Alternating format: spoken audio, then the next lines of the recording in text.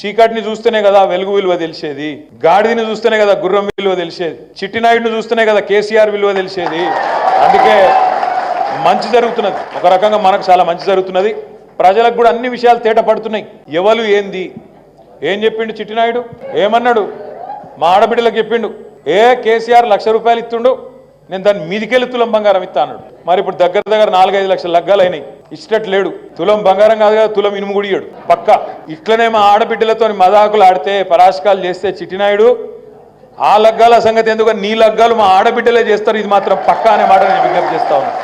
ఎందుకంటే ఆడబిడ్డలతో పెట్టుకున్నాడు వాడు బాగుపడాడు. వాళ్ళకి అబద్ధాలు చెప్పి మోసం చేసినావు. తులం బంగారం ఇస్తా అన్నావు, నెలకు 2,500 ఇస్తా అన్నాడు. ముసలోళ్ళకు 4,000, అత్తకు 4,000, కోడలకు 2,500.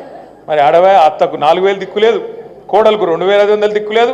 ఇంట్లో ఆడపిల్ల ఉంటే చదువుకునే ఆడపిల్ల స్కూటీ అన్నాడు, స్కూటీ లేదు, బంగారం లేదు, 2,500 లేదు, 4,000 లేదు, రైతు రుణమాఫీ లేదు, ఉత్త గ్యాస్, అది ఫ్రీ గ్యాస్ లేదు, మను లేదు, అంతా ఉత్త గ్యాస్. 90 లక్షల రేషన్ కార్డులు ఉంటేనట 25-30 లక్షలకి ఇచ్చి చేతులు దులుపుకొని ఫ్రీ గ్యాస్ లేదు, మన్ను లేదు. అంటే నేను ఎందుకు చెప్తున్నా అంటే ఒక్కటంటే ఒక్కటి ఇప్పటి వరకు ఈ 9.5-10 నెలల్లో పనికొచ్చే ఒక్క పని చేసిండ్రా దయచేసి మీరు ఆలోచించండి.